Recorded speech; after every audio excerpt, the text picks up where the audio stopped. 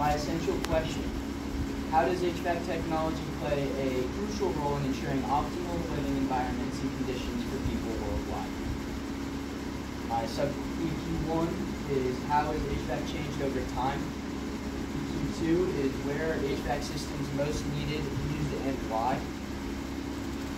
And my third is what are the various components of an HVAC system and how do they work together to maintain indoor quality and comfort? First, I'll be starting off with how has HVAC started over time.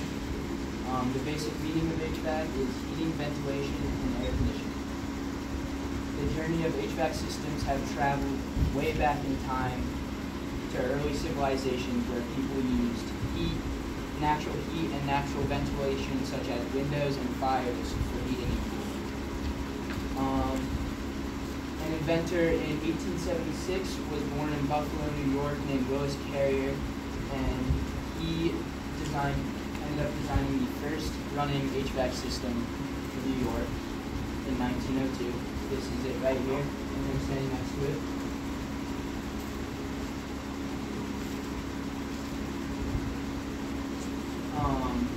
Willis got a job at Buffalo Forge later, shortly after his first invention. And his job were to be fixing drill machinery in the industry buildings in Buffalo. And the industrial buildings got very, very hot in the summer and very, very cold in the winter. And without heating and proper air conditioning, the workers were getting very hot and they couldn't work with it, and it affected their productivity and the company's productivity. Willis realized that this was too unbearable for the workers, so he later designed an apparatus that controls the temperature of the room and the humidity. He saw the success in his first HVAC unit and noticed that this could change everyone's lives. The widespread of HVAC through the state of New York boomed during the early 1900s, and after all the factories started installing HVAC systems to get rid of their heat, humidity, and the cold. After that, theaters down in New York City caught notice of this, and they wanted their people to start enjoying the show more. They were running low on show business because a lot of the theaters were getting up to over 100 degrees, and if you're fully dressed up in a suit with nothing, with no air conditioning, that gets very uncomfortable and is not fun. This also helped HVAC become more known because they were advertising it throughout all the theaters, and people wanted to go to shows and experience this cold feeling and comfort feeling. And right here is the first theater showing that they have air conditioning up top, and then later on in the newspaper, when they started installing it to houses, they showed it so people could sleep nice and cool at night and not overheat.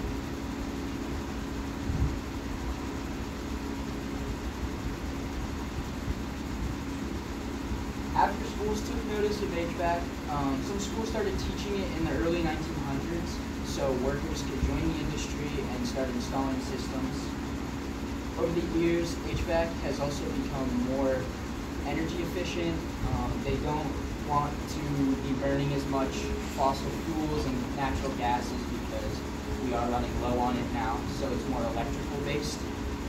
And it helps the environment because it also stops less air pollution, or it creates less air pollution.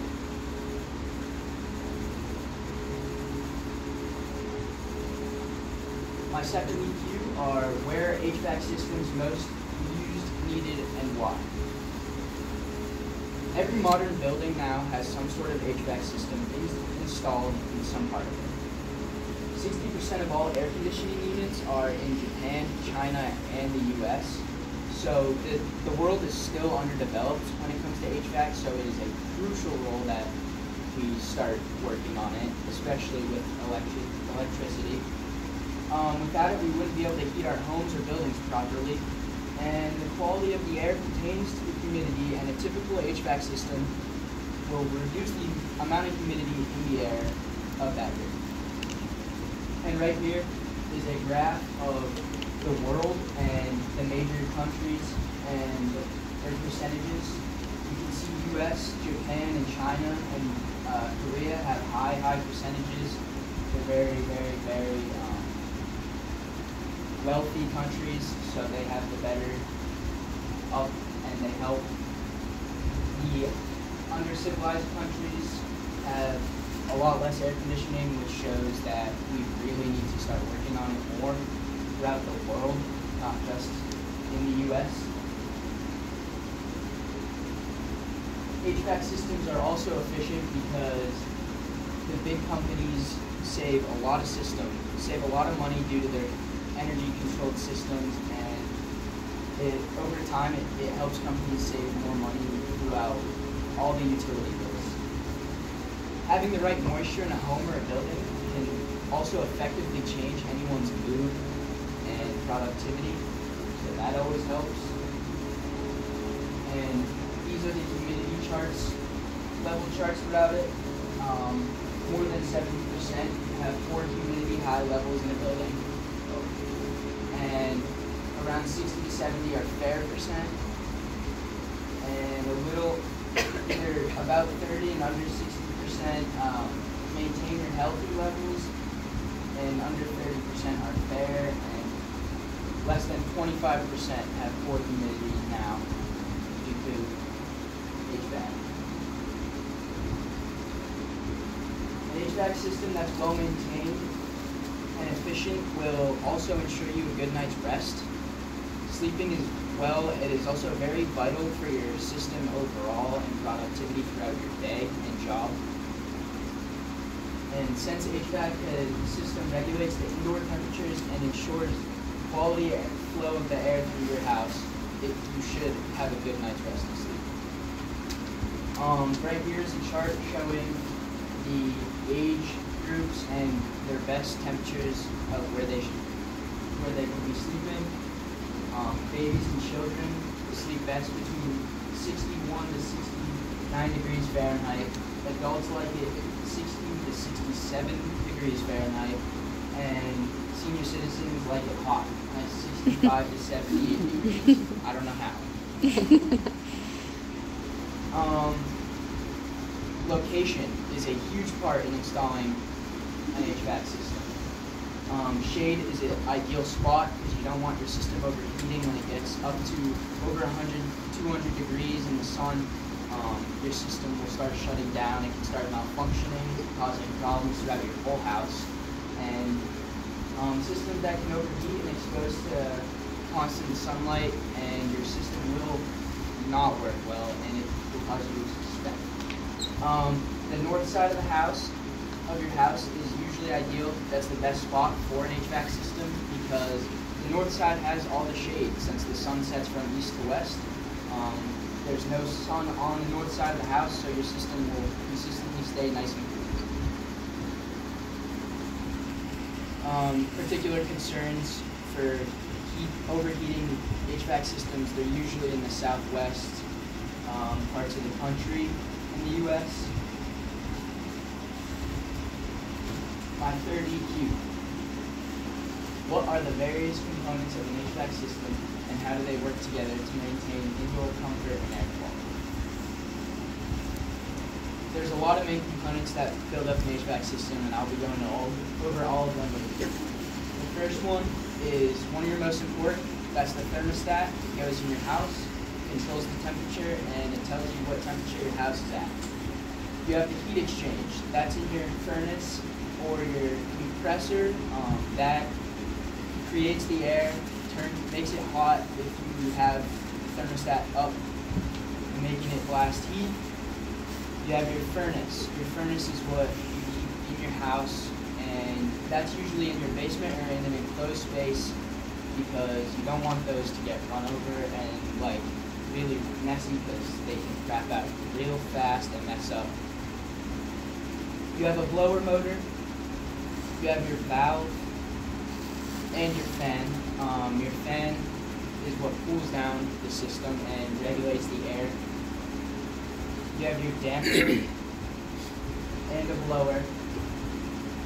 Your evaporator coil is what cools the water if you have a system that uses water. It cools down the water, which then creates cold air or hot air, and then your compressor. And then you also have your air handler. Your refrigerant lines are very important for an HVAC system. Your condensing unit, which goes outside the house. Your proper ventilation. You need proper ventilation in every room. You need a feed, and you need like air being removed from your room as well, because if you can't just keep blowing air into a room because it'll fill up. You have to have a remove vent as well. Air conditioning is a huge part. Ductwork which is in every part of an HVAC system except for like 2 systems. The condenser coil, you have a condenser and a combustion chamber for the heat. That controls most of your heat in any system that uses gas. One of the biggest parts of the system, every system, is the filter. You always have to make sure that's clean. And then you have your heat pump and vents. Now I'll be going over the different types of HVAC systems. The first system I'll be talking about is the hybrid heat split system. The heat pump works as a central air conditioning because it transfers the heat from your house directly outside through the vent on the wall right there. And the gas furnace outside in the system is mainly used in the winter only, so you save a lot of money on gas if you have a split system because it's mostly electric throughout the whole year. And right here is your condenser, and then right here is the split system on the inside. The next I'll be talking about is a gas furnace. It burns propane or natural gas. The heat produced then passes through the heat exchange. This flows through your piping in your house and creates that's why you hear a ticking noise if you have a gas furnace at your house. That's the pipes expanding, getting hotter. That means it's working. The temperature control is which is regulated by the furnace, and the control board on the furnace. It turns on the ignition switch, which starts the heating process when the thermostat calls for a temperature in the house. So the control system is what starts the furnace as soon as you touch the thermostat to raise or lower the temperature. The next system I'll be talking about is a ductless heating and cooling system. These are really cool because the outside unit takes the heat from the air, even when it's cold out, and transfers it. Refrigerant carries the heat to the vents inside, which heats or cools your house. These systems are mostly commonly used in buildings and newer homes because there's no ductwork in this system. It's one of the only systems that doesn't have it. It just uses refrigerant lines, as you can see through the house here. There's no big metal piping. It's just 2 protection units for your refrigerant lines running through the house. It is harder to install these into older homes because of all the piping, and you'd have to replace it with refrigerant, so that takes a lot of time, so it's not ideal. The next system I'll be talking about is your simple package heating and air conditioning system. This is your central AC. It has a simple electric power source. The unit's internal components cycle the refrigerant through the system. The warm air is then pulled through the evaporator coil to cool the air, and then the air gets pushed through the central duct system in your house to cool your home. And right here is a graph of it. This is your package system outside, the condensing unit. The furnace will usually be inside for it. Your supply duct is all the piping through the house. Your registers are also known as your vents. And your thermostat is obviously in the house. And then you also have to have a return duct. You have to have vents taking out air because you can't have constant air flow. You need the flow. The next system I will be talking about are the simple window shaker heating and air conditioning system. These are the typical window AC units. They pull the air from the outside, then runs it through the filter and cools it and then blows it into your house. Make sure to change the filter when the light turns on as soon as it does, because the filter gets really, really moldy, and over time this causes more damage than good. It can cause future asthma, lung cancer. And the next system I will be talking about is the air source heat pump. This is a unique system. It cycles the heat from the air and makes it an even higher temperature before bringing it into the house. Two main types of pumps in this system. It has a air-to-air and air-to-water. Air-to-water takes the heat from the outside and feeds it to the wet central inside system, causing it to heat your house. So when you want to heat your house, it uses the air-to-water technique. And then when you want to cool your house, it's much more simple. It takes the air from the outside and feeds it through your system with the fans over the coil to cool the air real quick and blows into your house. The last system I will be talking about is personally the coolest. It is a geothermal heat pump. It collects the heat from the fluids in the ground, concentrates the heat, and then transfers it to your building. When the ground gets too hot, the system can tell, so it will remove the heat from under the building, because these are usually built from under skyscrapers. A lot of skyscrapers use it. A lot of industry buildings now have them to save money, and it's really cool because the piping underground will cool the ground and heat it when needed, and use the liquid in the ground when needed. With HVAC, being a worker and having a system, there are health and safety risks. The most important thing is keeping your system clean and working.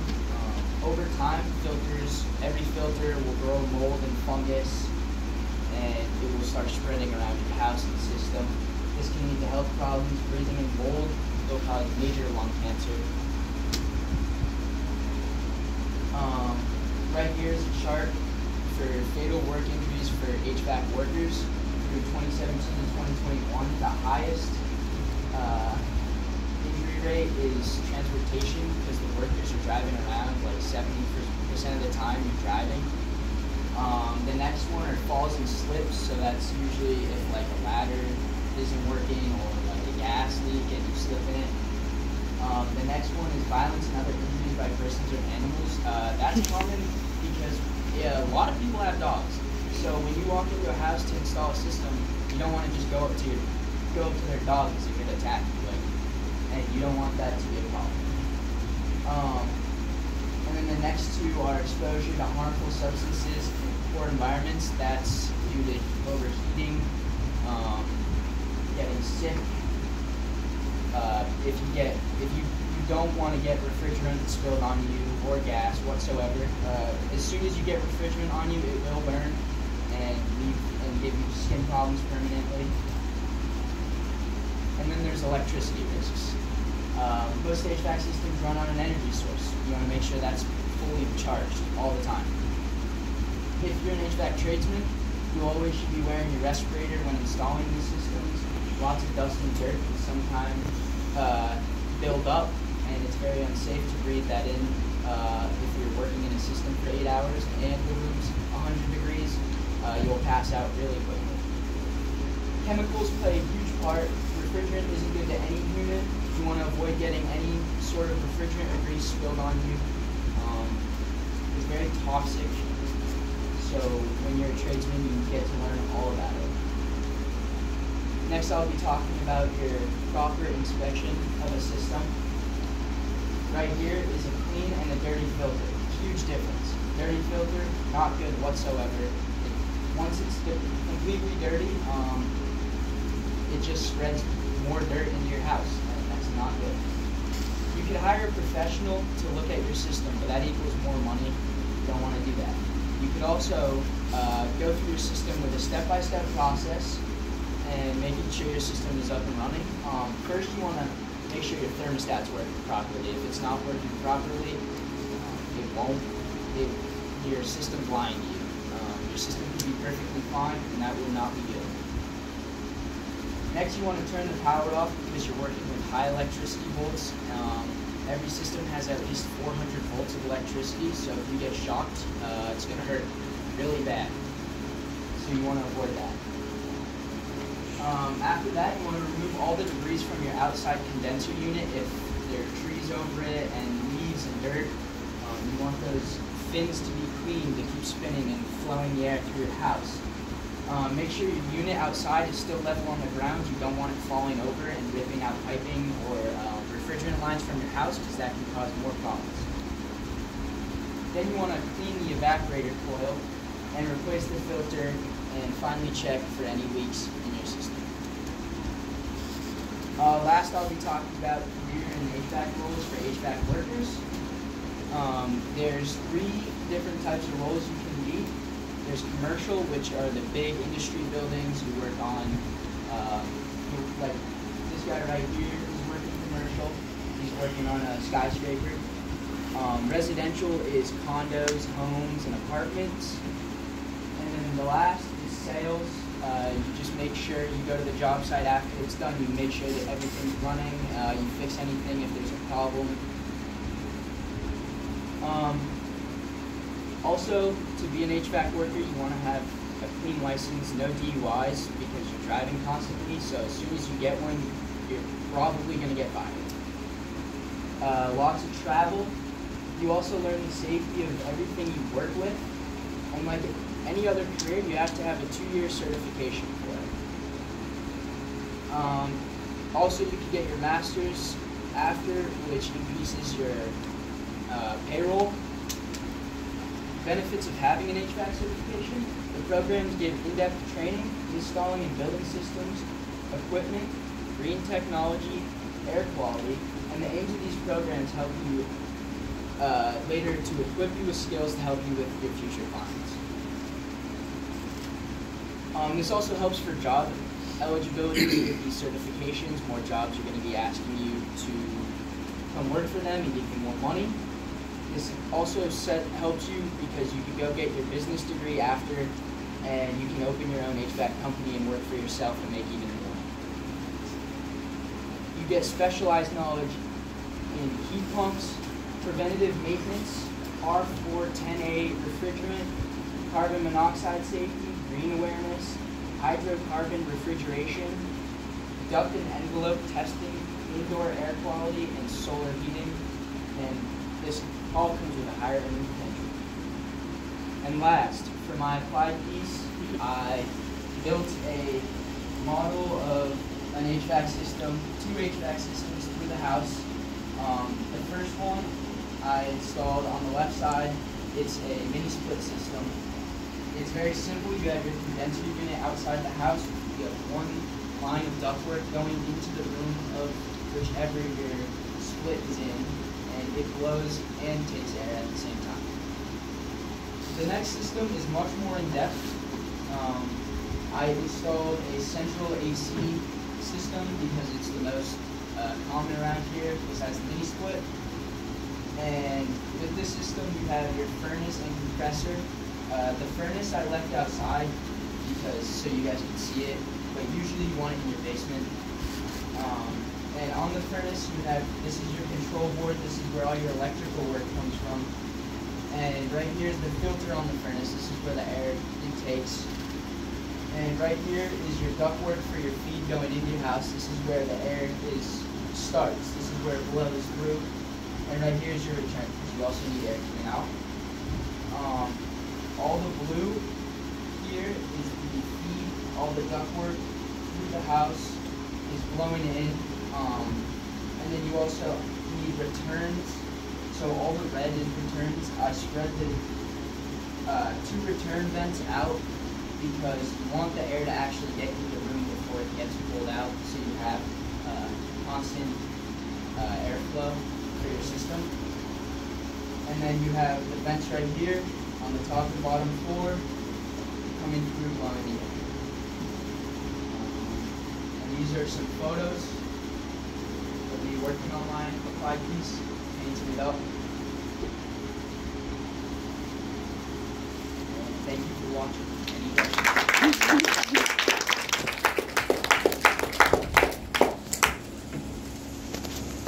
Yes.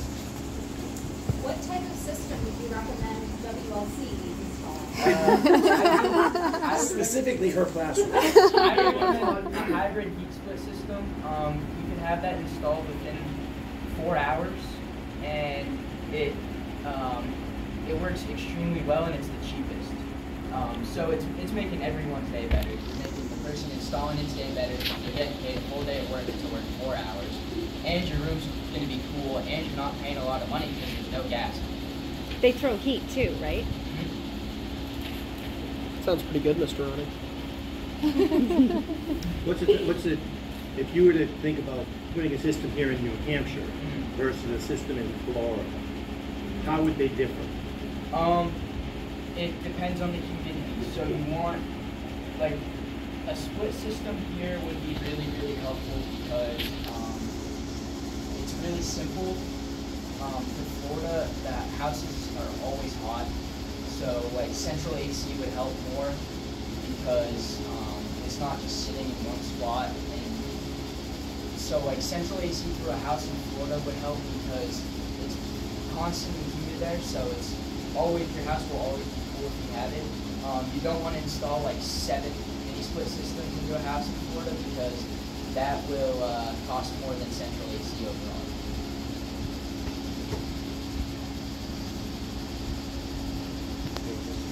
What kind of AC do you have at your house? Yeah, we have the window shakers. I take it that's not Hopefully the mini premium. splits at some point. I still got to take mine in and out of my window. Yeah. Sometimes I'm a little lazy about the filter, but now I'm definitely not going to be lazy because there's a lot more harm that I did not know about. I thought it was just, oh, there's more dust and dirt. That's okay. Like, who cares? But no, I'm not trying to get lung cancer from this. So I know you mentioned earlier in the project that some countries are very, like, sort of behind, at least the U.S. and Japan, when it comes to HVAC systems. Are there any humanitarian efforts that you found in your research that are trying to extend the HVAC to other countries? Yeah, they're trying to make a lot of the more materials for the other countries to make cheaper, but still like effective. Because obviously they're cheap, they're not going to run as good. But a lot of third world countries don't have a lot of money, and that will help them a lot over time. Anyone else? What's the most interesting, I mean, going through this all year long, right? What's the most interesting piece of information that you learned going through this? By far the film industry. I had no idea about that. HVAC got way more popular because of it, because of all the shows in Broad Street. Without that, I don't even think it would be nearly as popular today.